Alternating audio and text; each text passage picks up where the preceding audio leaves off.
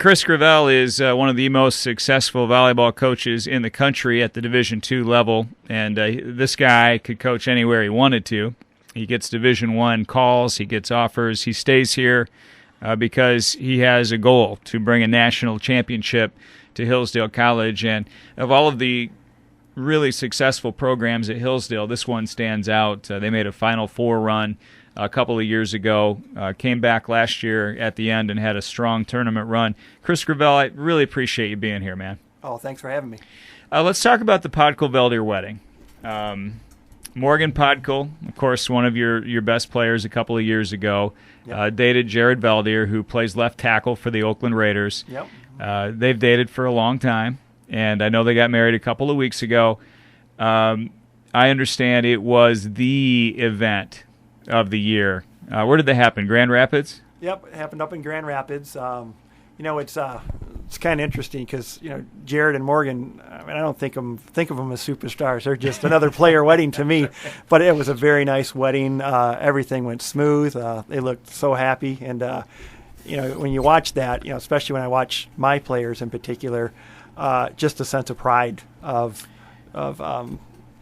for them, an accomplishment. I'd like to talk to Morgan about this, and I haven't had the chance to talk to her, but here she is. She's a straight A student. She's a super, super student. She's marrying a multimillionaire NFL football star. What are her plans? She's moving to the Bay Area. Obviously, she could do whatever she wanted to with her career. She also has millions of dollars there with Jared. What do you think she's going to do?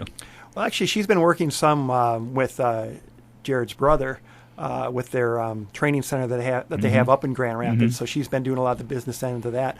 I know she was supposed to work our camp next week, but then had to back out because they were having a family thing. And I guess I give them a break since they just got married. Obviously, Sydney, you played with Morgan for a couple of years. Obviously, when any of your teammates get married, it's exciting. But what was your take on the wedding? It was a beautiful wedding, and it was really cool because we had, I don't even know, maybe 20 players. Yeah, about 20. Came back for that wedding, which was awesome. And April traveled from Kansas. Everybody wanted to be there. Everybody wanted to see it and be part of it. And they are extremely happy, and we're very happy for her. The great part about that story, there are a lot of great parts about the Jared Veldier story, but the great part of it for me was talking to Otter about it and Jared. When he came here, that wasn't even... The idea of him being an NFL football player was not even on the radar. Like, it wasn't even in the back burner was not even involved. It was not even on the radar. And here he comes in, and here's this 6'7", 6'8" kid, and he starts to fill out and learn the technique. And the next thing you know, he's a top player. And even then, there was some question, would it really happen? He's playing the elite position on the offensive line. Left tackle is the big money position in the NFL. This guy on his next contract is going to get paid. He's going to make a lot of money. He's an NFL player, but whenever I talk to any of the people around here, it's just Jared. And it seems like he's the same guy. Absolutely. He always was like that, even from I guess I didn't know him as a freshman. I knew him as a sophomore, junior, senior. But you would never guess, and even today, you couldn't guess that he was making $1 million. Whenever you watch a Raiders game, you see all the guys with the skull and crossbones and the big spikes on their shoulder pads at the games, and I guess I was hoping that there would be some of those people dressed like that at the wedding. It turns out that wasn't the case at all, was it? Oh, not at all. That's a little disappointing, I have to say. Now, did any of his NFL teammates show up to the wedding? I think there was a couple, maybe 2 or 3 Raiders players there, and then a few other NFL players there, and they would have blended in if they weren't huge. So they didn't have skulls and crossbones. Now, his quarterback should have been there because he's got the quarterback's blind side. So, but also the Bay Area to Hillsdale is not a short flight. I'm told I've been to San Francisco for like 2 days in my life. It's absolutely gorgeous. Obviously, the other side of Oakland. Not a bad place for them to start out their lives together, huh? No, I think they're doing just fine, and Morgan loves it there, and we'll see where he goes next, but I think she's willing to move wherever it takes him. I think that the Raiders are going to want to re-sign him. That's my prediction. Let's talk a little volleyball, because obviously you play with Morgan. That team had that incredible Final Four run a couple of years ago. And then, last year when you mentioned we had talked to Lauren Grover last year, they were struggling a little bit at the beginning of the season. The next thing you know, you started stringing wins together. What about that year where you go to the Final Four and then next year there's supposed to be a drop-off with all of the players leaving, Ashley Crowder being really the major one that was gone, and yet by the end of the season you're seeing that improvement again. What do you think that says about this program, Sydney? Well, they were a young team to start last year. They lost, with Ashley's class, they lost a big class. However, that team grew fast and well together, and I think that's why they had such a huge success at the end of the season. And I think that they're going to have a fantastic season this year. They have grown a lot, and their trip to Europe is going to help them immensely. Did you get to go? No. Come on, man. I stayed back, but they that is going to help them tremendously, and I think that they did all the right things, and the team's going to continue. I'm trying to get my arms around the way you coach, Chris, because I've seen you in-game coaching a few times, and you often seem calm and smiling and kind of encouraging your players that way. But yet I also know that there's a real hot fire that burns inside you and that you hold your players to account. How do you try to approach every day in the way that you interact with your players? Well, I try to change. I change it up quite a bit. I like to keep them off balance. Like to keep them out of their comfort zone. Whenever they think they're doing well and they think they're a great player, I have to remind them that there's more to learn. But even with an Ashley Crowder? Oh, yes, especially with an Ashley Crowder. How so? What do you mean? Well, like say they're in a lineup where she's doing really well. Well, maybe she can let up a little bit. Mm-hmm. Well, if you're trying to win a national title, there's no time for that mentality. Mm-hmm. So I would switch things up or have a different blocking scheme or different defense. I wouldn't let her get too comfortable with what she's doing. So that constant pressure, which is positive pressure, just to get players to be at their very best. Oh, yeah, absolutely. Coach Otter's losing Joe Glendenning coming into this season, and I always bring that up to him, and he always points back to when Nicolay graduated. Yep. He said, everybody talked doom and gloom to me when Mark Nicolay graduated. You have this kid, Troy Weatherhead, nobody's ever heard of, playing quarterback. You're going to have a huge drop-off, and, of course, Weatherhead's better than Nicolay, right? Mm-hmm. You never would have seen that coming. So you lose an Ashley Crowder, but yet for you're used to this. You've been doing it long enough to know that you're always going to graduate good players. You have to be stockpiling them behind them, and you have to move on, right? Right. You really do. It was a bit of a unique situation the other year because we lost 3 All-Americans and 7 players. That's half our team, and that was part of it was due to injuries, redshirt situations. There were a lot of uncontrollables that created that situation. So we knew that it was coming, so we prepared the best we could. And then you mentioned our slow start last year. We threw them right into the fire against the best teams in the nation to let these all-star freshmen know, hey, you might have been good on your club in your high school, but this is what you got to play like if you're going to win. Interesting enough, though, when we're scheduling for this coming year, I asked the team. I said, hey, we got invited back to that same tournament. Do you want to go? Think we can do any better? And they're like, yeah, absolutely, we better do it. I'm looking at our first 5 matches, and 4 of them had 30-win seasons. We've only done that once or twice in our entire career, so we're going to try it again. We're going to try to do better. So really, front load that schedule with some challenging teams to try to get better right at the beginning. Chris Gravel's the head volleyball coach at Hillsdale College. Sydney Barrett, one of his former players, now helping out as a coach here tonight as well. I have a lot of stuff I want to run by you, but before we get any farther, you have camps coming up. You're going to, if you're listening, you're going to get spectacular instruction. You're going to have a great time. Tell the listeners about the availabilities coming up. Well, first off, actually, we have 3 camps. Our first camp that's starting this Sunday is our team camp. We max out at 8 teams. We have 7, so that we do have availability for one more team, and that runs, Sunday, Monday, and Tuesday. Comparing it to other team camps around the Midwest, we're probably the best priced also. So if there's any high school coaches out there listening, there's 1 spot left, and we'll let you in.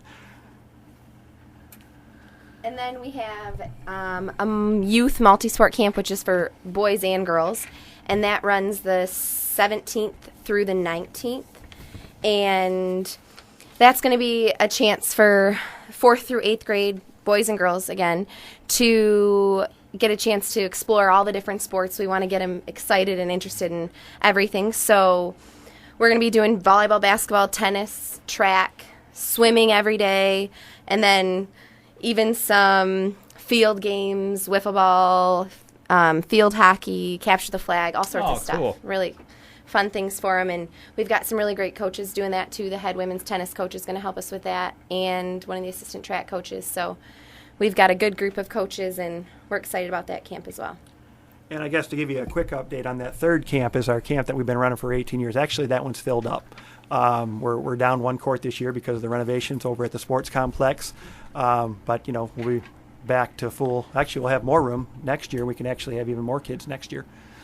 So for the bulk of our listeners, the interest here would be probably in the multi-sport camp, which is the 17th, 18th, and 19th.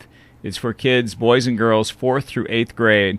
And what is there a phone number I can give out for people to get more information, or a website? Yeah, sure. They can call 517-607-3192.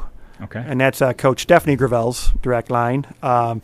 I know that we've put a lot of prep into this. It looks to be something special for those young kids. 517-607-3192. The angle here for me would be, if you had a day like I had today with my 3 kids, we're bored, we're watching TV, we're playing another video game. It's just at this time of summer, especially if the kids have been out for over a month, you want to do something to break up the monotony. And this sounds like a great option for that. You're going to get some exercise. You're going to have fun experiencing some sports that maybe not all of the kids are real familiar with. It just sounds like a great opportunity.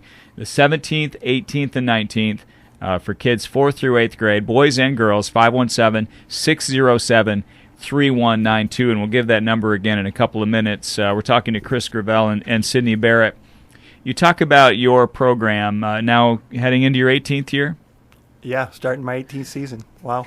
You told me a few minutes ago one of the reasons that you're still here at Hillsdale College, still pushing, is for that national championship.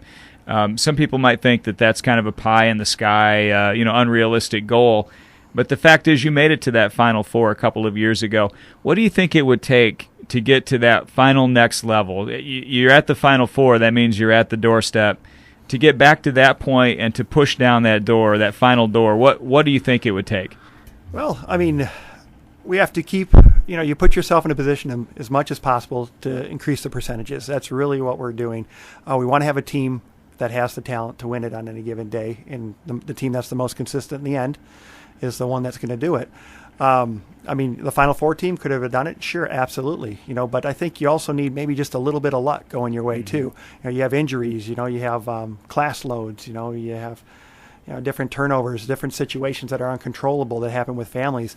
You kind of need it all to come together a little bit. So we're going to try to take care of everything that we can take care of, and just hope that other stuff falls into place. I've been covering Hillsdale College sports for years now. I don't know how many years.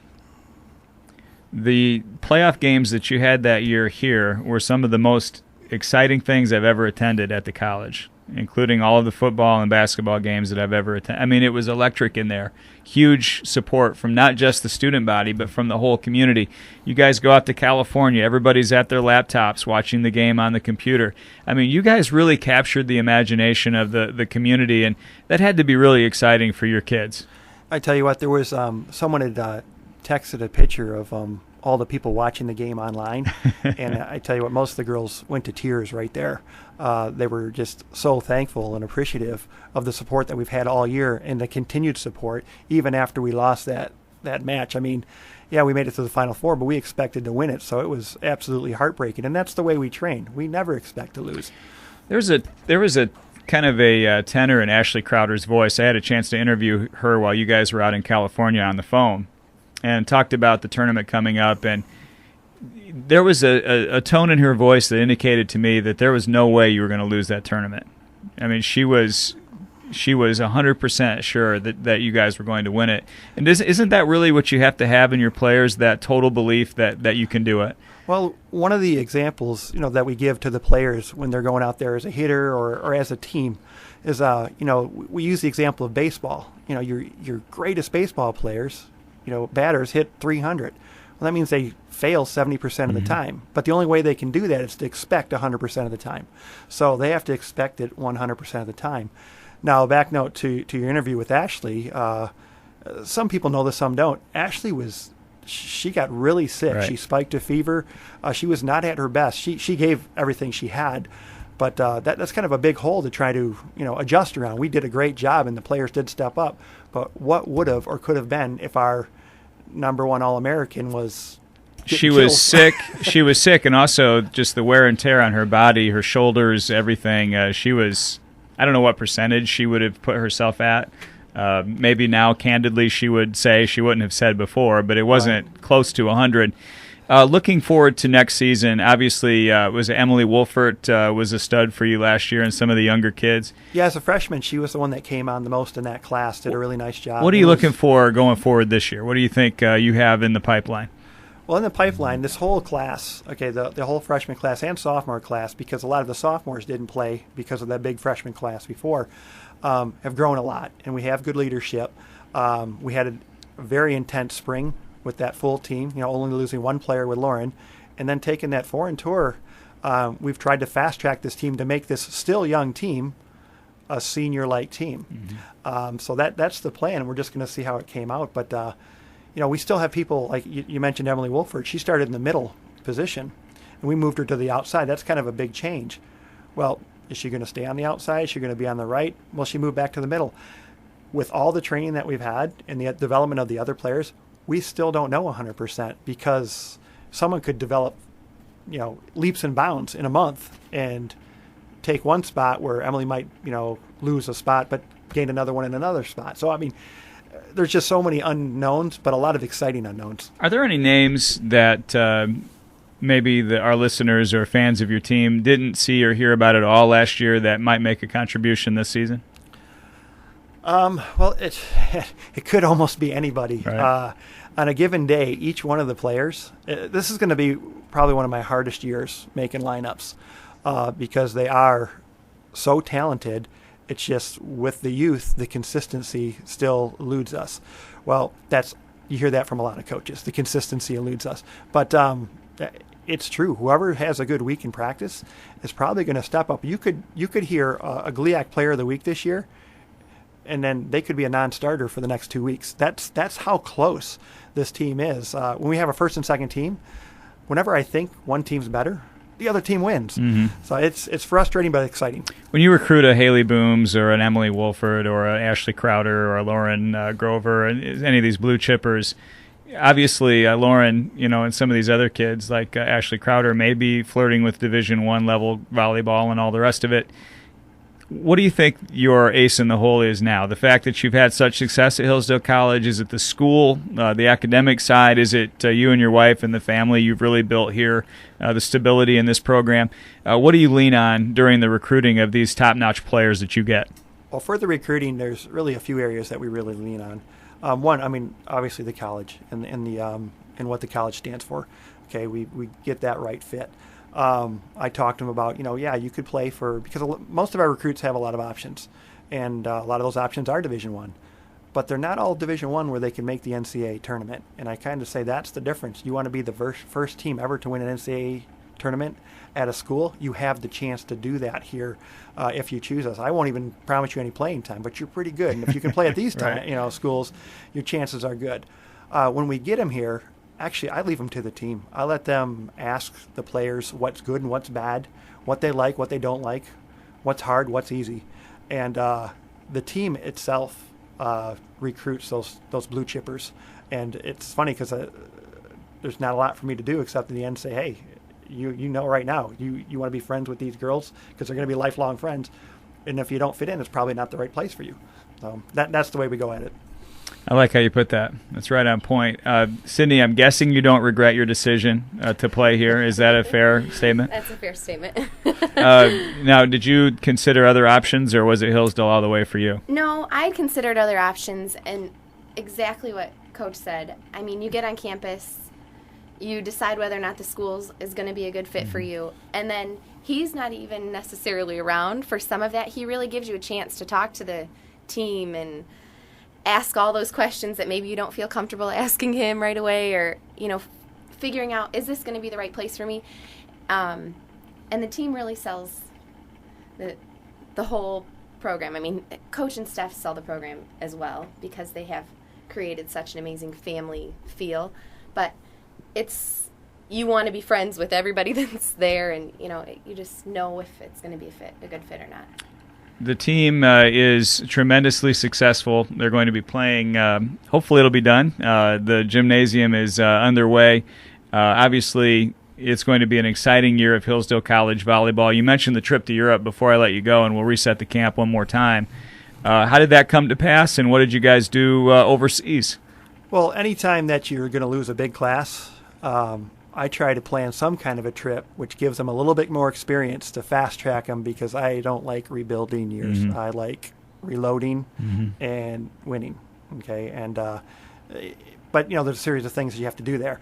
So over time, we're always fundraising, doing extra things to try to get the funds to do some kind of these type of things, and it worked out. We had a tremendous amount of support from alumni this time in helping us take this trip, because a lot of those players have taken trips also that helped their careers and created memories of lifetime. So this team worked hard at doing that. The alumni, the support from the community. We do golf outings. These camps. It all helps. Concession stands. You see us at the concession stand. All the Infinite time. number of concession stands. So, but no, with all those things, from that trip, then as far as the trip goes, we got cultured like crazy. I mean, we were boom, boom, boom. Al Phillips ran the trip, and if you know Al, he doesn't run out of energy, and we just keep going from place to place, learning more and more. And then we had 4 matches there. Now the Austrians, because our first stop, we handled them pretty good. They were good teams, but we were just better, and we were able to take it to them. When we got to Italy, we played their a Division II professional champion team, and that match, actually, we were down 2-1, and in Game 4, we won 32-30. So I mean, it was one of those matches that just on the edge of your seat, and and everybody contributed, everybody played. When we won Game 5. And then the next, we never know who we're going to play either. Al never really tells you exactly. So then we get to the next site, our last day of the trip, and I mean, there's a lot of people there, and there's shows in between every game. I mean, this is an all-star game. Okay, well, what kind of all-star game? Well, we find out the ages range from like 22 to 42. They watched us play the night before. The head coach called up 3 of the full-time professionals to play against us because, hey, this is a real team. We got to get, and they did. They got playing the best some of grown us. Adults there, yeah, right? They got the, and the difference was, I remember we had one play where we really smacked the ball. I mean, it bounced off the floor. They act like no big deal, and then they just come back and do the same to us. And I mean, we were off to a slow start, but then the games got close, and we hadn't really slept a whole lot in the previous 2 days, so there was some other factors going on. But it was exciting. It was something to remember, and it reminded us that, hey, we may be good, but we're not unbeatable, and we need to get back to work. Room for improvement. That's right. Chris Gravel and Sydney Barrett, the team camp Sunday through Tuesday. 1 slot open, coaches, 607-3192 for more information. And then the multi-sport camp, 17th, 18th, and 19th for kids 4th through 8th grade. 517-607-3192. We'll be following you very closely, obviously, as we get closer to the fall. Enjoy the rest of your summer, and great luck with your camp. Well, thank you very much. Thank you.